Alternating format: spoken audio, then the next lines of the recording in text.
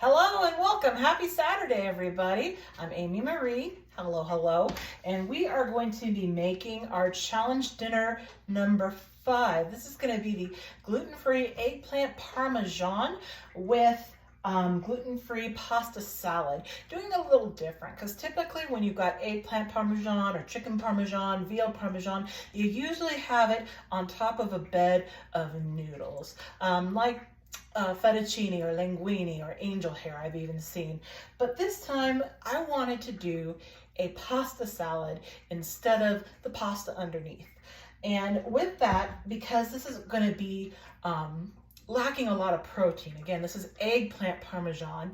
This is not going to be chicken parmesan. So I wanted to add some protein, and best way I thought of is like, hey, gluten-free pasta salad. So what you didn't see is that I actually did boil the pasta already, and I kind of got a late start today. This morning woke up with a really bad headache. I needed time to relax and kind of come to it. Hubby had to go work this morning. And so then this afternoon we went out shopping, came back just around 4 o'clock. So I'm like, okay, if I'm gonna cook and then I need this to cool down. So I went ahead, I boiled up the gluten-free pasta. It's penne gluten-free, and it's by the American Beauty brand. This actually tastes the closest to regular pasta. And I really enjoy that flavor because even though I'm going gluten-free doesn't mean that I don't want something that tastes like pasta. And what I did is that I got this really awesome colander. And so I first strained everything out of the boiling water. I actually put ice cold water with actual ice in here. And then I just dunked it, gave it an ice bath. So it's chilled because pasta salad is chilled. All right, now it's time to add the flavor. Because you know me, love the flavor. So I actually am going to go ahead and use up the rest of those mushrooms from last night's food when we had the steakhouse salad, which was amazing. So we're going to go ahead and rinse up those. And again, I got some big pieces, but the mushroom is so easy just to break up by hand. I'm not going to worry about cutting it up. We have the cutting board for something else. So I'm just going to kind of break up this mushroom real quick. And mushroom, like I said, it's like a meaty plant kind of thing. It's not a plant, it's fungus, but you know, meaty. This is where you get your meat sometimes. All right, just gonna break these up. There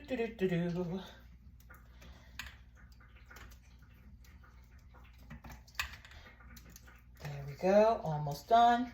I just want little pieces. I don't need big chunks of the mushroom, just want little pieces. All right, now, I did get a packet of grape tomatoes. Why are they called grape? This is just the size that they come in, and ooh, some of these do not look happy. We only want happy tomatoes. We don't want sad tomatoes. The sad tomato. We do not want sad tomatoes today. No sad tomatoes. We want happy. That is a happy tomato. Look at that. All right. And I'm not going to use all of these for this because I want to tell you something cool. So I try to plan our menu like a week in advance. See, these are kind of sad tomatoes, but that's not too sad. The other one was sadder. So I try to plan our menu about a week out just to know what we're going to eat. And that way we can go shopping and we only get the ingredients that we need. We don't do a lot of frivolous, like impulse buying. So I think that should be good. Anyway, we are going to be doing sandwich theme next week. So every night is going to be a different type of sandwich. Like I know that we're going to do the Elvis Presley sandwich. That's going to be fun. We're going to make gorditas, which is a type of sandwich. We're going to be making like a Subway restaurant style sandwich. We're going to be making bao. Oh, I love making bao. I've learned how to do this and I'm trying to get better at it. We're also going to be making hamburgers. Well, how can you have a sandwich week without hamburgers? Come on, y'all. And there's another sandwich. Can't remember it off the top of my head. But it's sandwich week next week. Really excited about that. All right. So then we've got these in here. I'm going to go ahead and I'm going to rinse them real quick because you know me, rinse your produce.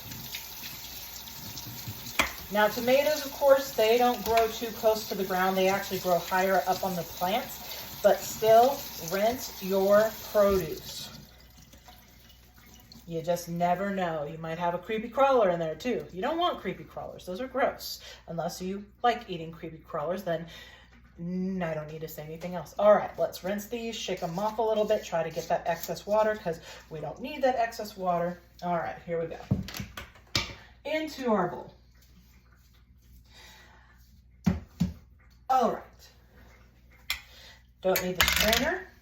Then I am going to go ahead and pull out pepperoncinis. My husband loves pepperoncinis, so I especially got this for him. Again, I'm not a big spice person, but you know, if he likes it, he likes it. Let me get a fork or a spoon. And I don't want too much of the brine. So I'm gonna probably go anywhere from a half a cup to a cup of these, and I'm just gonna eyeball this. I'm not gonna get out a measuring thing for it. Like I said, hubby loves these, and they do taste actually pretty good in a pasta salad. They add a nice little depth of flavor. Perfect. And I also use these in other things. I make a Mississippi pot roast in my crock pot. I make what my husband calls pepper salad. It's actually a sandwich topper, but I'll put it on the side sometimes for a salad. Next that we're gonna get into, let me dry off my hands real quick. Now we're gonna get into, I have mini pepperonis that I have left over from last time I made pizza. So we're just gonna add the mini pepperonis. They're tiny. And apparently I can't open anything, so whoop, there goes a knife. Good thing I was not in the way. All right. We'll keep the scissors out. But like I said, they're just little itty bitty miniature pepperonis. Really cool if you're doing like bagel stuff. Tastes like a pepperoni. Don't eat these. These come into some of your deli meats just to make sure that they take moisture out so they don't mold and stuff. But don't eat these. These are gross. All right, pepperoni, there we go.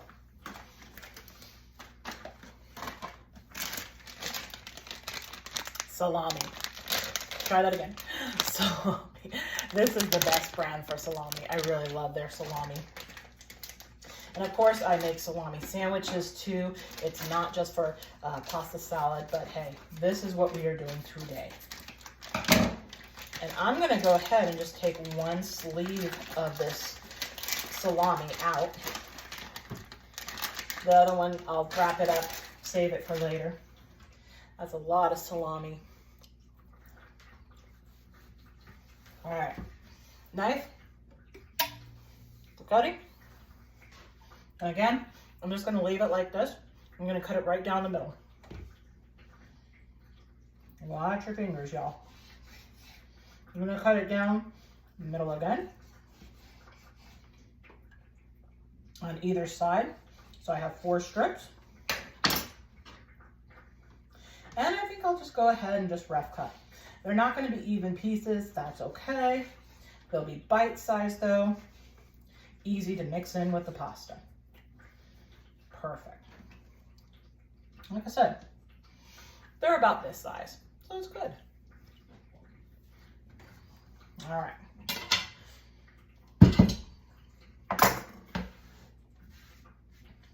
Next, you cannot have a pasta salad. I don't think you really should have salad without cheese. You should have some sort of cheese. This one is a 6 cheese blend.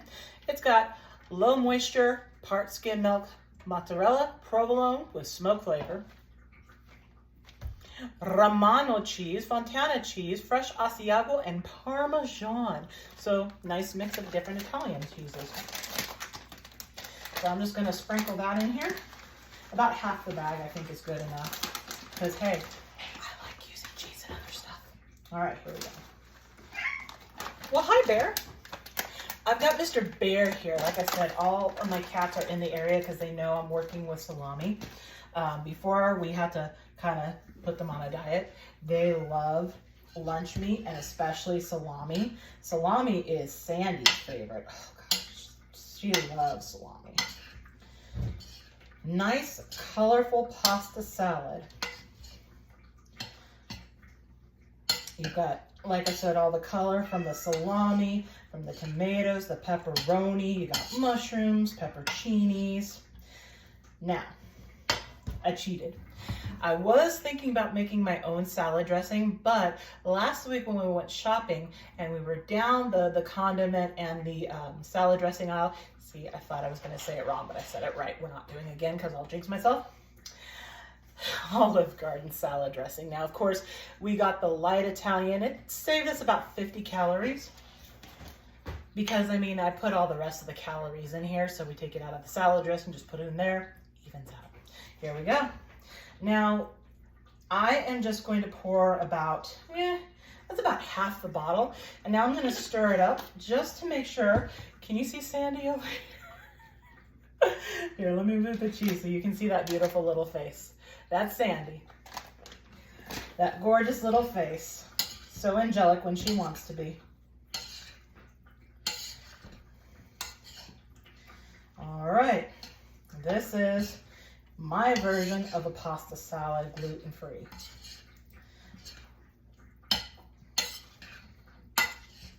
And I did read ingredients to make sure there wasn't any wheat and other stuff in here.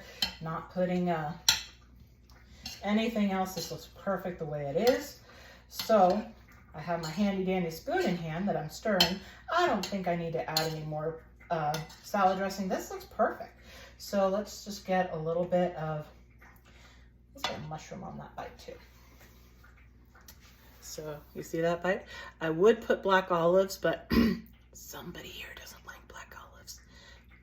The hubby doesn't like black olives. Okay, ready? First bite.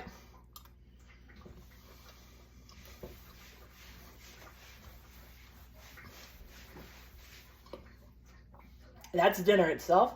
That is phenomenal. I love the flavor. So good. All right, I'm gonna clean up this mess. When we come back, we're gonna get eggplant going. Howdy, howdy. Okay, we're back. I got the station prepped and ready to go here. I'm gonna first show you this stuff over here. So with the eggplant Parmesan, we're gonna be breading it. And in order to bread it, like I said, I wanna make sure I have the station up and ready to go. So over here in this pan, I've got 1/4 cup of gluten-free all-purpose flour that I got the recipe off of American Test Kitchen. This is the first time I'm using it, so I'm excited about how it's gonna come out. I have 1 egg beaten with a little bit of water to make an egg wash. And over here I have gluten-free panko crumbs.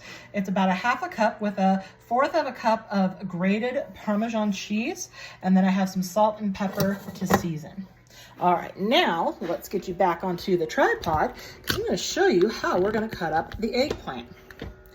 Now, I don't know about you, but as a child, and I mean as a child, when I would go with my parents to the grocery store, you take a look at this thing and you're like, what the hey shenane? Why is it called eggplant? Is it from like an alien? I mean, it looks pretty bizarre. But eggplant is delicious, especially when it's prepared correctly. So what do we do with our produce? Rinse it. And I am gonna, you know what? I just realized what eggplant's also used for nowadays, so I'm not gonna say that part. We're just gonna go ahead and say rinse the eggplant. I'm telling you, I gotta keep it PG, and I just realized what I was gonna say. So y'all can fill in your own, you fill in your own blanks. I ain't gonna tell you. All right. So with this eggplant, I'm actually going to cut about 4 planks lengthwise. I'm going to first get rid of my ends. And that's what an eggplant looks like on the inside. It's not purple. It's kind of cool. All right, I'm going to cut off this part where is the stem. This is the part that was connected to the actual plant for eggplant. All right, now we are going to cut off one side. We're going to cut off this side. We're going to cut straight down the middle. So these are called planks. This cut right here is called a plank. Now we're going to half the planks like that. All right. Now, What the recipe said to do with the outsides that I cut off is we're gonna dice these. So I'm gonna put it face down. And of course the skin's a little on the tough side, so be very careful when you are dicing. Make sure that you are watching where your fingers go, that you are not going to hurt yourself. Nice, gentle, no rush here. Be careful, don't cut your fingers on this. I'm assuming that the rest of this eggplant is going to go in our sauce because it said to dice. All right, that's actually pretty even looking dices. Let's do the other one, the other plank that I have. Try to put these off to the side so they're not in the way. Again, be super careful when you're cutting. Eggplant has a tough skin, so just be very cautious.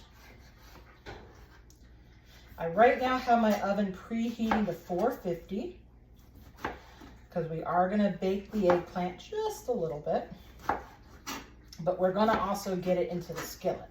All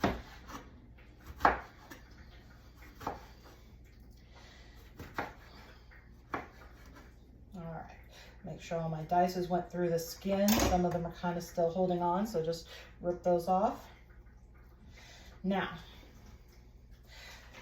I've used eggplant several times before. One of my favorite gluten-free recipes I've done with eggplant in the past is that I actually cut them into rounds. I don't cut them lengths, I cut them into rounds, like how I cut off the end and the stem.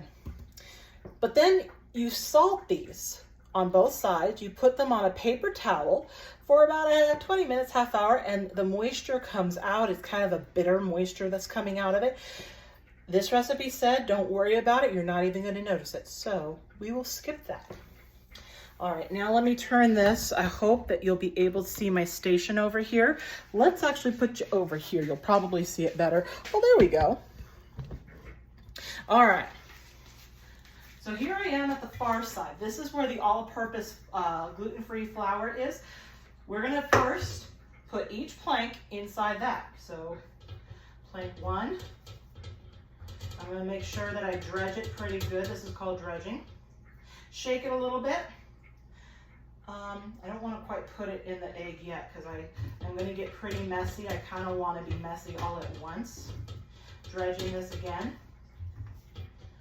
So this gluten-free flour that is on ATK that I used, it has white rice flour, brown rice flour, tapioca starch, potato starch, and it has a little bit of powdered dry milk.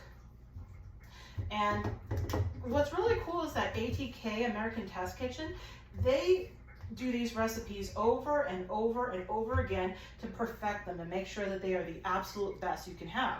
So with this recipe I read about, they perfected this to where it acts like it's regular flour that has gluten, but without the gluten. All right, got all 4 of those pieces done. Now I'm going to go ahead and put into the egg. The flour actually helps the egg stick better. Then we will put it in the crumbs. Let's go ahead, we'll do a couple pieces at a time in the egg. Like I said, we're going to get a little goopy and messy here. Don't be afraid to get messy when you cook. Sometimes that is like the best stuff right there. I'm going to make sure that I pat this breadcrumb and parm mixture on it because I want to make sure there's a nice crumb to it. All right, and then we're going to let it sit on the tray. So this is a regular baking sheet. I call them cookie sheets, but they're a baking sheet.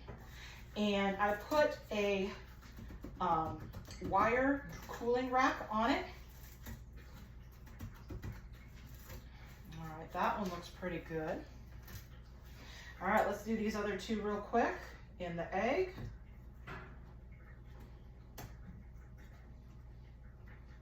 Into the breadcrumb. Into the egg. And now into the breadcrumb. And again, don't be afraid. I mean, yeah, we're handling raw egg. Yes, we're getting kind of messy, but don't be afraid to get messy with your food. This is your food. This is what you're gonna be eating. Take, that ownership and say, hey, I got messy, but I had a heck of a time doing it too. So enjoy that messy stuff. Personally, I love to be able to use my hands. I don't like just using utensils. I want to use my hands because now I can also feel the consistency. And I'm like, yeah, this feels about right. This is where it should be. Okay, these have to rest about 5 minutes. When we come back, we're going to lightly saute them up in my cast iron skillet, transfer them back to the rack, and they're going to bake. So when we come back, you'll see those steps. Okay, real quick. I know I've introduced Bernie and I've introduced Sandy. This is Bear. This is my big bear, my chunkers. He's my mama's boy. He is actually just hanging out with me in the kitchen. So I wanted to make sure that you met Mr. Bear. Bear, say hi to everybody. Say hi. All right, I better let him go. He's letting me know he's had enough. It's so funny because when we adopted both Sandy and Bear over a year ago up in Heber City, he was so itty bitty teeny weeny. He was only 3 months old. He was the smallest kitten ever. And she was about twice his size, but she was still small because she was only 6 months. He's now the biggest out of all three. But I love him to death. He's such a great cuddle bug. And he is definitely mama's boy. All right, let's get back to cooking here. No more of the cats. All right, so we are going to go ahead and prepare the eggplant parmesan. Now, here's our eggplant. It's been resting for a little while. What we're going to do next is we're going to take, instead of EVOO, we're going to use the grapeseed oil. I've already been using grapeseed oil here to season my cast iron. I'm just going to go with that. And you know what? It's going to taste just fine. Let's go ahead and warm this up. I'm only going to go about medium. I usually do about medium setting. Another great thing with cast iron, and I think I've said this before when I've made other dishes with the cast iron, it heats evenly. You're not going to have a cold spot here and it's all hot there. It evenly heats. So I really love that. Everything's going to look pretty even. All right. After we cook up the eggplant parmesan, and we're just going to cook it for about a minute on each side, we're going to actually then transfer it back to this rack that we have it on, put it in the oven at 450 for about 12 to 15 minutes. We wanted to go ahead and start getting a nice brown kind of crust to it. And then we're going to make the sauce. And as I was saying earlier, the diced eggplant is actually going to go in this sauce. While we're waiting for this to heat up, I have a can of diced tomatoes that we're also going to use in the sauce. Let's go ahead and open that up real quick. This is an OXO brand can opener. It actually does a really great job. And you've got this feature where you just put it on here and it pulls off the lid, keeping you nice and safe so that you don't cut yourself. Cool little feature. All right, so yeah, I have all my sauce stuff over here ready to go after we go ahead and cook up the eggplant parm. Now the recipe says that after you cook up the eggplant and then you put it into the oven, that they want you to get rid of whatever oil is here and start with fresh oil. But the flavors are still gonna be here. And again, come on, flavor. Why am I gonna get rid of flavor? So we will just, as soon as we're done with browning the eggplant slightly, we're just going to use the same pan. We're not doing anything else to it. I want the flavor. And real quick, it's not iced tea. I had leftover coffee from this morning, and so I put a little extra stuff in it. So this is not virgin coffee today. Today, this is 4 ounces of my favorite liqueur ever, Kahlua, 2 ounces of amaretto, and 2 ounces of Frangelico. It's an Italian liqueur. So I put ice. And I also put a little bit of my coffee creamer that we just bought. Oh, great iced coffee, y'all. Happy Saturday.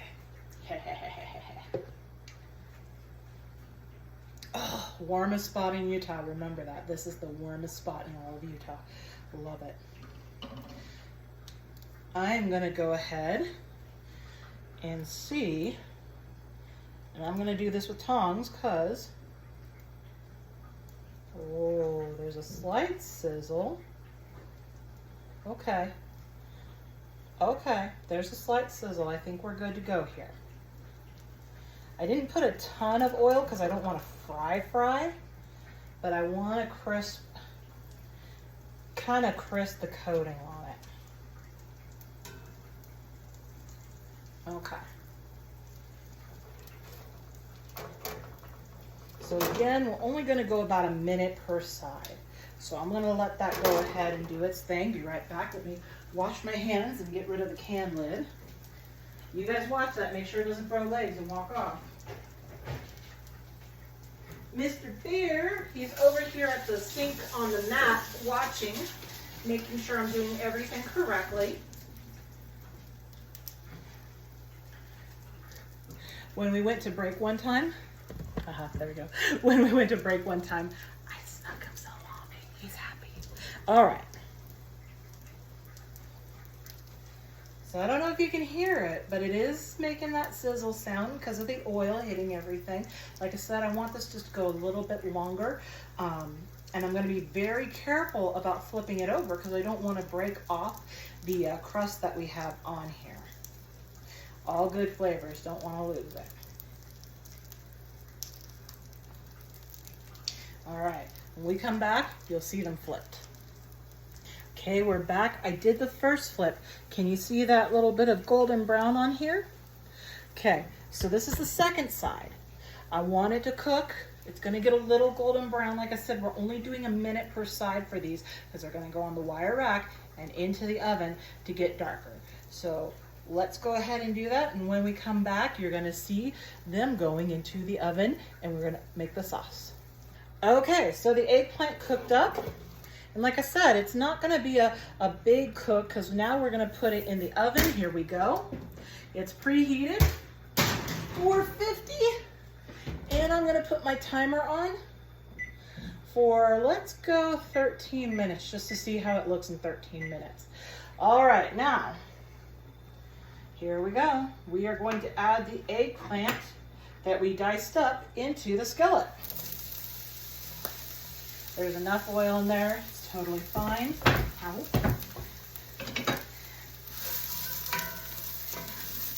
Oops. Run away, eggplant. Run away, eggplant. Let's put a little bit of salt in there too.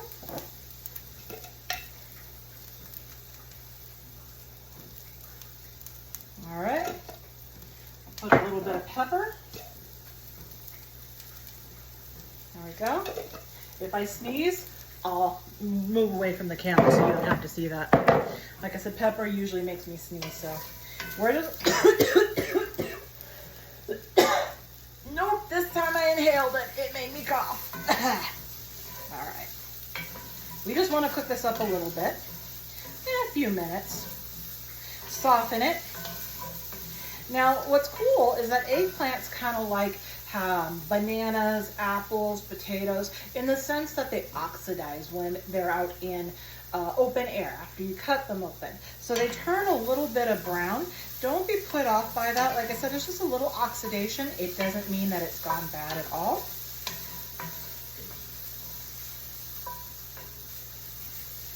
Now let's soften up that eggplant just a little bit. And I'm going to do another tweak to the recipe just because I tweak the recipe all the time. So it called for fresh basil.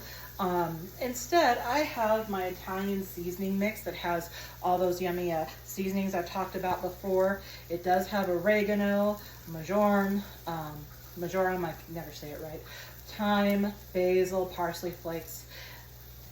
I love using this in almost everything because it just enhances, brings out a lot of delicious flavor. We will put this in when we put the tomatoes in, so it soaks up and soaks in. We're going to be putting garlic in just a little bit, but I want to see these brown up just a little bit.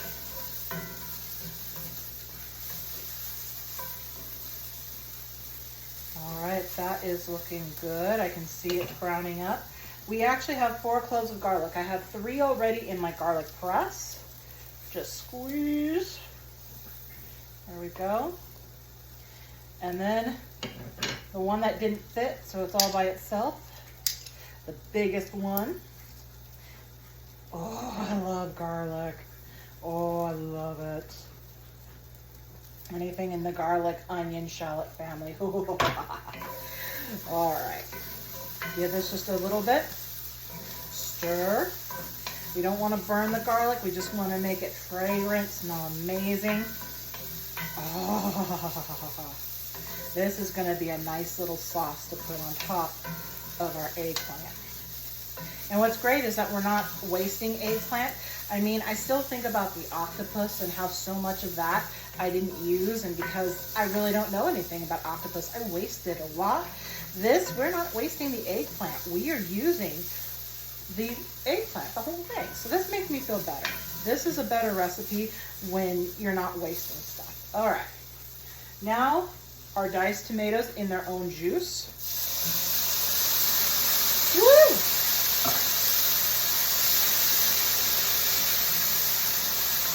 If my favorite, Mr. Emerald Lagasse, was here, he'd be saying they're getting happy, happy, happy.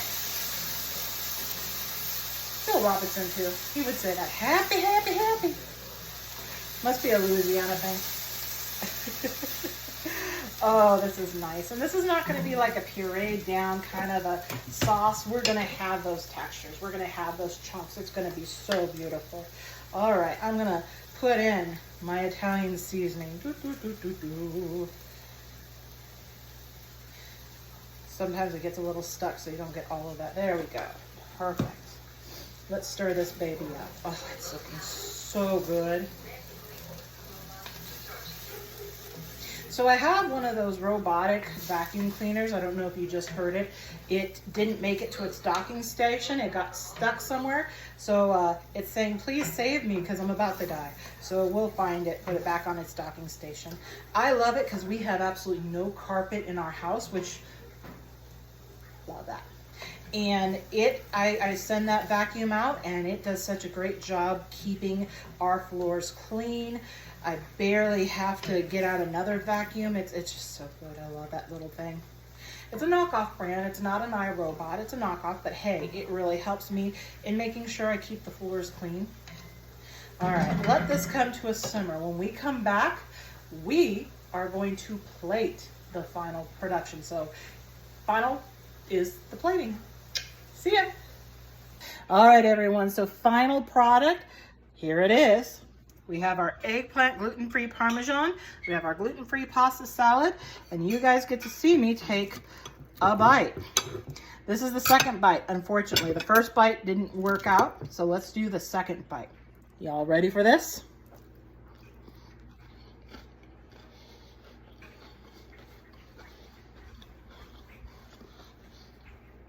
I'm loving this. This is foodiasm worthy. I'm gonna go enjoy myself. Well, enjoy the food. Don't take it the wrong way. Anyway, hit like, leave me comments, ask questions, and subscribe. See you next time.